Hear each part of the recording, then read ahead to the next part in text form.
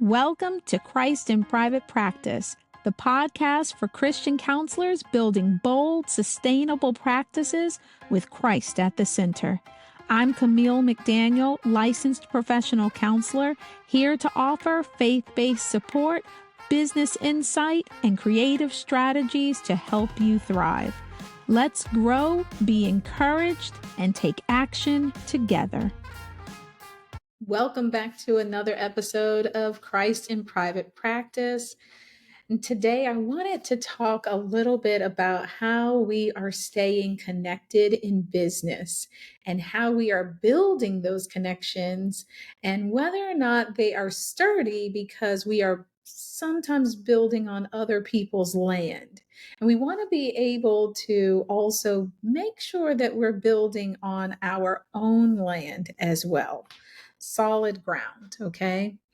And when I talk about this, first thing that really popped up in my mind was how sometimes in the past social media platforms have just gone radio silent because they had some type of technical difficulty and they were out of power. You would go to your Instagram page and Instagram was experiencing some kind of downtime. And if you went to Facebook a couple of times, had this going on. We know what happened with TikTok because it went away for a little bit and it did come back. Obviously, everybody's, on there again. But what happens when a lot of your business is built on social media platforms that you don't own?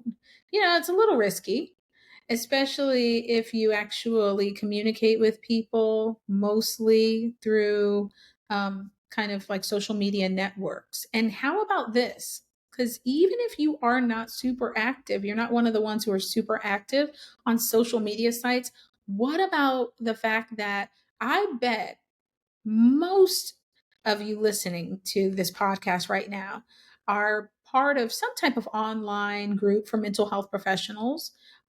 How many of you actually have people's names and email addresses? So if Facebook happens to have more downtime, if the platform decides that it's going to change, I may have talked about this in a previous podcast episode, but like Mark Zuckerberg, when they were doing I think they were having court trials, or there was something where he was having to testify before, I believe, Congress. And what came out was the fact that he at one point in time floated the idea of erasing everybody's friends so that it would encourage people to start networking and building up connections from scratch. Like, oh my goodness, could you imagine the hot mess frenzy that probably would take place on Facebook if all of a sudden people woke up the next day and they had no connection starting at zero? Oh my goodness. Well, here's the thing though, because he does own the company.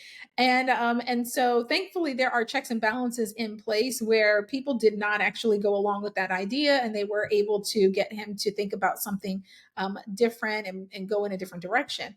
But it did come up. We don't know what individuals are talking about in their meetings. We don't own these companies. So the best thing that we can do is make sure that we have a backup. And so that we are building on solid ground in our business and with our clients as well as colleagues. And so let's kind of look at a couple of ways that we should be doing this. And then I want to kind of take the guesswork out of the idea that this really is a cumbersome process, an overwhelming process. It really honestly doesn't have to be. It doesn't really take a lot to keep in touch. Let me interrupt this episode just to make sure that you know the Faith, Healing, and Transformation Virtual Summit is almost here, and it's your opportunity to grow professionally and spiritually. Join us virtually from September 16th through the 18th to learn from 9 Christ-centered experts, connect with like-minded professionals, share insights, and get inspired to make a greater impact in your community and worldwide. Do you want continuing education credits? Well, if you do, There are CE admission tickets that are still available, but time is running out. Sales are going to close on the evening of September 15th, so make sure you get your ticket now. Now, general admission is also available until the event ends. Don't miss this transformative event. Click the link in the show notes or go to christinprivatepractice.com. That's christinprivatepractice.com. Now back to our episode. And so the first thing that we want to make sure that we have, that we own, is a website. I'm not going to necessarily go into all of the details about it, but you need a website. And on that website, you need to make sure that your website, whether you have just one website, whether you have two websites, I have different websites for the different businesses that I'm a part of. So I have Christ in Private Practice, right? That is obviously for faith-based mental health professionals who are seeking support in building sustainable businesses and being able to have great impact and reach in their communities. But when it comes to then counseling for clients, I have my other website, which is Healing Psychotherapy Practices of Georgia. And then my husband and I are a part owner, where my husband does website design, video editing, motion graphics, and that is for our other company, Spectrum Sites. So you want to make sure that if you have a website, I'd just like to say this because sometimes we are multi-talented and we do like to sometimes condense things. And so you may find a number of things listed on just one website and it doesn't really fit. So I would just encourage, if anybody's listening and maybe you are someone who provides supervision and resources and services for mental health professionals and students, and then you also are doing things that are related to maybe care with your clients, whether that's marriage and family therapy or trauma work or whatever you happen to specialize in, and maybe you have something else as well. Just make sure that when people come to your website, they are clear on your specializations. That when they come to the website, what you say you do to that particular audience is exactly what they see when they come to your website. Because it's really confusing if you say that you work with like couples and families, and when people come to your website, they see information on clinical supervision and a lot of trainings regarding ethics and things that just don't apply to them. Kind of makes it feel like the couples work and the family work is just maybe a kind of afterthought or just kind of a side to your main work. So just be careful about that. And now back on track. So you have a website, and that is going to be your land. Think about it like this. Social media networks can be super valuable, but you don't own them. They are not your land. So not only can the network go silent when they have technical difficulties, but you can get locked out of your accounts. And then you can't speak to any other people who happen to be following you or connected to you, depending on what's going on. We don't really want to have those types of problems. So what I would then focus on is making sure that you have in place ways to stay connected. So when you happen to meet people online, ask them, hey, can we stay connected? Do you mind? Can I use like your email maybe from time to time? I can see what's going on with you, see if you have any services that might help some of my clientele or other people that I know in the profession. And maybe sometimes if I have something, I can share it with you. Is that okay? And if it's okay, then now take their name, take their email address, and put it on your listing. And if you don't have a listing, a email content management service, which I think is always great because it allows people to unsubscribe. If you don't have one, you can look into, there's like MailChimp, there's Constant Contact, there's Aweber, there's, I think it's Mimi something, I've forgotten the name. There actually are a ton. There are a lot of different ones. I think with MailChimp, I don't use MailChimp, but I know a number of people who do. And I believe with MailChimp, they even have a free offering if you have under a certain number of people on your email list. So it makes it really great for people who are really just starting up with getting an email listing going. And you can have different lists under one account. So you can have like a list for colleagues, you can have a list for maybe even clients. I know that we have one in our practice. You can have a list for if you happen to be doing trainings and launching new trainings. Let me jump back real quick to the client. The way that we collect information to put clients on our email list is through our intake form. On our intake form, it says, can we keep you up to date monthly with our newsletter? And then they can give permission, yes or no. And then if they happen to indicate yes, then they will go on our email newsletter listing for the clients that we have and serve in our practice. But we want to make sure that we get people's permission.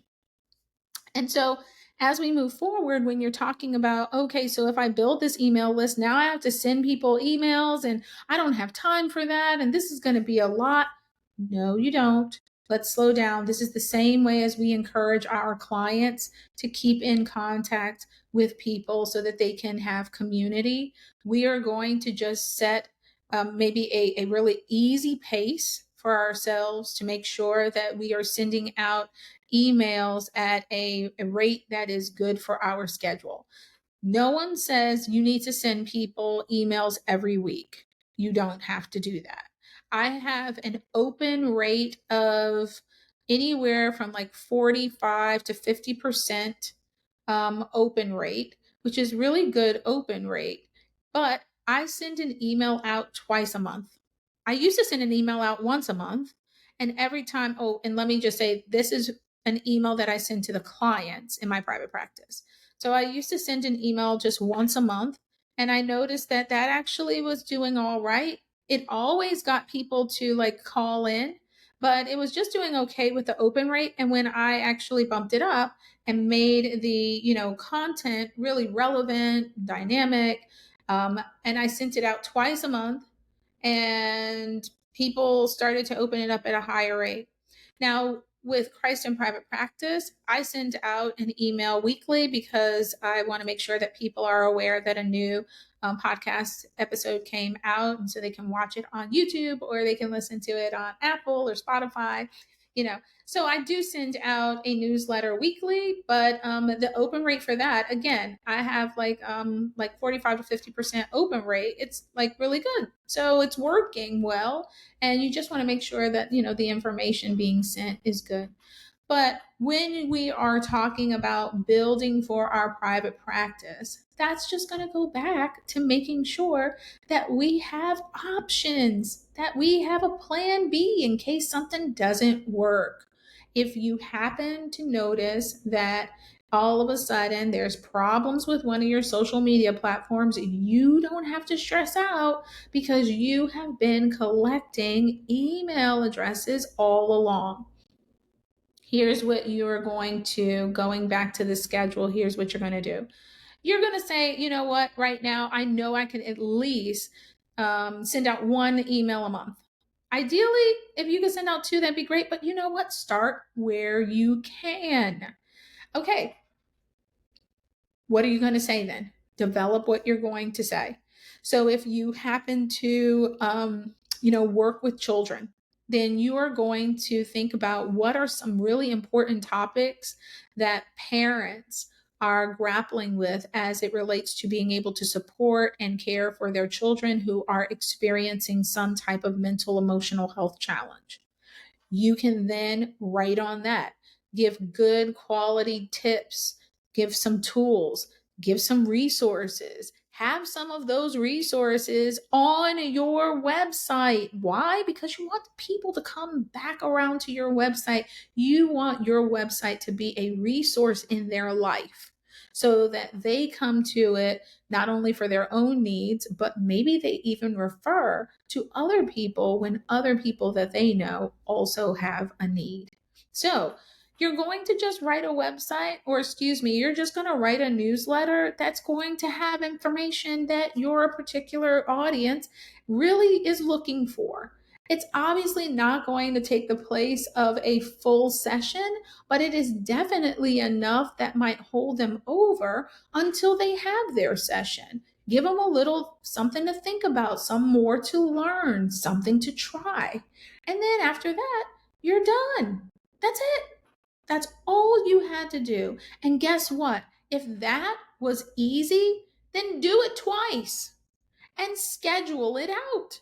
That's the benefit of having an email management system, because you can actually create your newsletter and you can then schedule it for the future, and you're good. Go on about your day. See, you got 2 months worth of newsletter content already set and ready to go to keep in touch, and you're done. That's really not hard, is it? Okay. So then that's what you want to think about doing. And when you have a little bit more energy and time, then you're going ahead and maybe you can add one more bonus newsletter. How about it? And as far as maybe an email list for colleagues, that's where you can literally just send one time a month. They're probably just as busy as you are.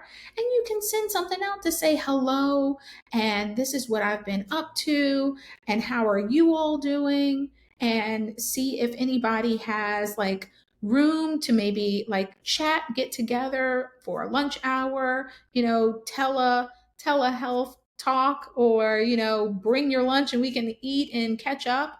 And maybe you can have just a couple of times on your calendar that you do that each month with people.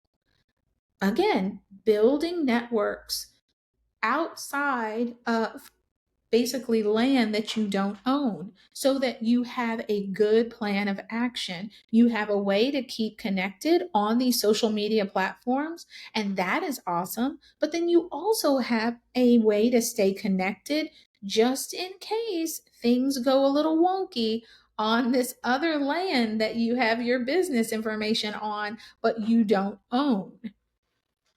The other thing that you may want to do is, while you are on social media platforms, offer people something that requires them to sign up to get the thing. So it could be tips and tools as we are approaching the holidays, and how to get through the stress, or how to develop boundaries during the holidays with, family and friends who have poor boundaries, or it could be a number of things that you might want to help people with. Give them some tools, give them some tips, make it engaging, make it kind of fun. And then you can offer that on your website, and you can also share that link in different groups that you happen to be in. Now, I would encourage you, if you are going to share in online groups, give something before just asking for something. So please engage with the individuals that are in the group. Really do become invested in, answering some questions, or sharing a really helpful article, or, sharing a helpful tip, something along that lines, because it is really, it's kind of the same online as it is in real life. If you walk up to somebody at I don't know, a networking event, or maybe a convention, or wherever a lot of mental health professionals are gathering, and if you just walk up to someone and you don't state your name and you don't say hello, you just start telling them about the networking event that you're putting on, or the training you're putting on, or the podcast episode they should listen to, how will that be received? Isn't that going to seem that's going to be rude, right? It's going to seem rude. It's going to seem awkward. And that is a little bit of how it sometimes can seem when you happen to be in online groups and people aren't chatting, or they're not even presenting it in a way that's like, say hello, or something. How are you doing? How's the group doing? This episode was really important to me because of this reason or that reason. Engaging them in conversation, and then sharing whatever it is that you have going on, your training event, or your networking event, or some other consultation group, whatever it may be. But I would just encourage you, try to actually practice the social skills when we are trying to build the networks. It really is helpful. There's so much going on in the world as far as like people just talking and sharing their knowledge, that sometimes if all you do is just tell people what they can sign up for, they sometimes kind of just get a little numb and they just don't hear it anymore. It's like just too much noise all around them. So again, I would say build relationship online, and then you can go further with sharing your information, sharing tips, tools, and maybe have it attached to some kind of sign up so that people are able to then get on your list and keep in touch with you. Now, I do encourage full transparency when you're going to do that. Like, it's like, hey, can you sign up? I have this tips and tools or interactive newsletter I'd like to share with you. If you would like to get on the list to continue to receive information that's going to be geared toward providers who help couples and families or whatever specialization, then by all means, I would love to connect with you. Please get on the list. That helps people to not feel kind of blindsided, like I thought I was just going to get this this tip, this tool, and now I'm receiving a ton of emails from you, type of thing. So there's some etiquette that we want to go ahead and use with it too. But that's really what we're going to work on. I think we need to jump in and start now, start today, start building up your backup plan. There's a scripture in the Bible, Ecclesiastes chapter 11, and it might start with verse 2 or 3, but definitely like right toward the beginning of chapter 11. And it's talking about really actually multiple streams. So it's saying, like have like 7 ventures, even 8, because you never know when devastation is going to come up. And it reminded me of this same concept of a backup plan when it comes to building your land on someone else's social media platform. So kind of like renting, space versus building on your own platform, and what to do if the social media networks go away or they have downtime. You want to have a backup plan because you never know what devastation might come your way.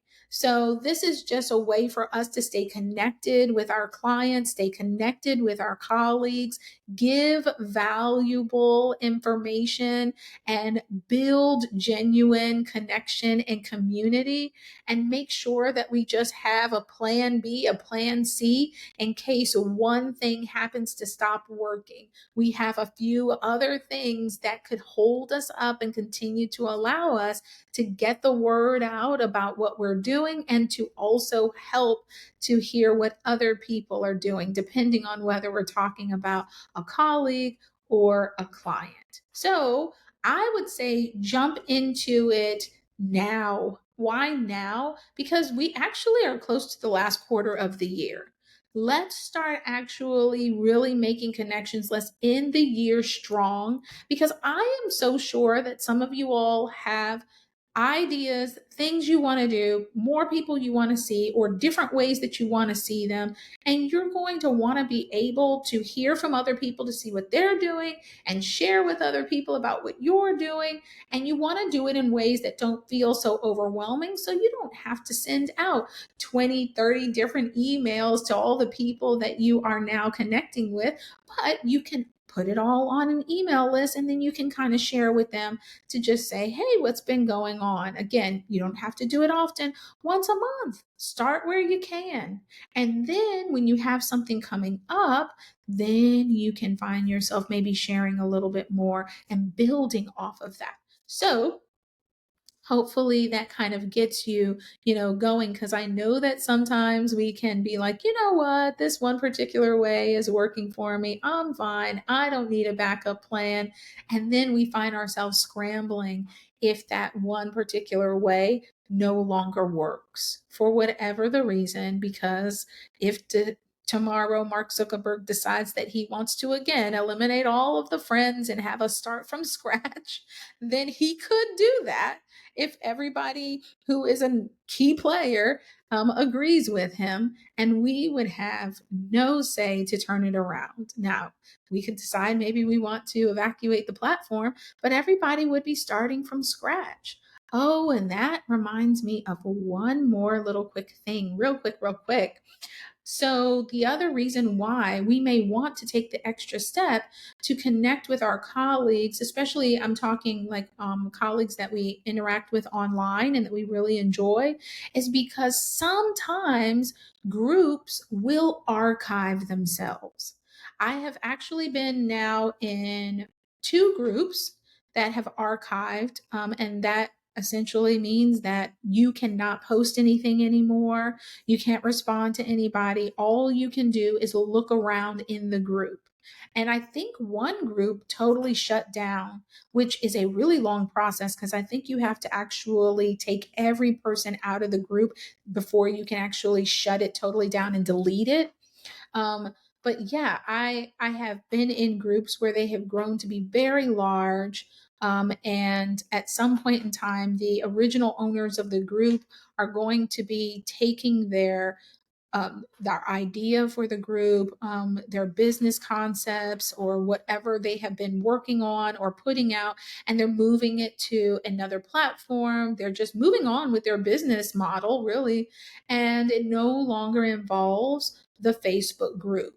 And so when that happens, again, you don't have the final say about which group is going to archive itself and shut down, and you can then no longer then reach out necessarily to the person to say, hey, let's try to connect. I mean, you can try to friend them, I believe, in an archived group. You can still do that, but you can't post anything anymore. You can't ask, any of those questions like you used to be able to do. All you can do is just look through previous posts, and see if anybody had already addressed your concern. So I would encourage us to find ways online and in real life, find ways to start connecting in ways that are comfortable for you. I know some of us are more reserved, some of us are more outgoing, but there is a way to connect, whether it be one on one, because that's more comfortable and get those names and emails, or whether it be a mass, posting,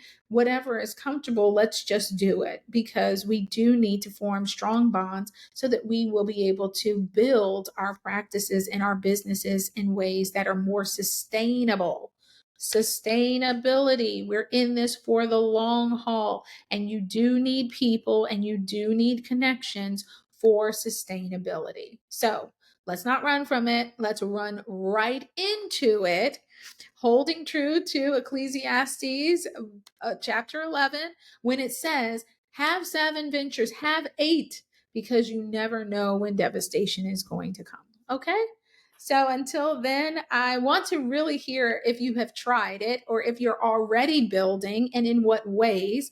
Hopefully, you're on my list so that we can stay connected. ChristinPrivatePractice.com. And then I also have something going on for individuals who happen to be interested in medical mimics. These would be physiological disorders and challenges that mimic psychological symptoms.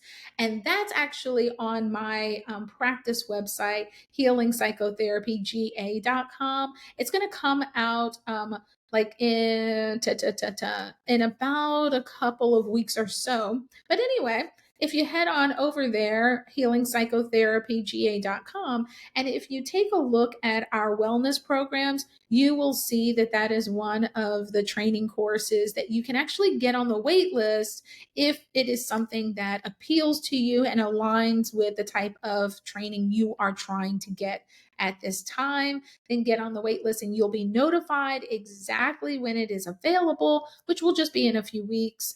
And then you can have your game stepped up as you are more aware of physiological symptoms that mimic psychological symptoms. All right, until next time, I enjoy talking to you. and I enjoy hearing from you. So drop me a line, let me know how things are going for you in your practice, and we will meet again. Until next time, God bless.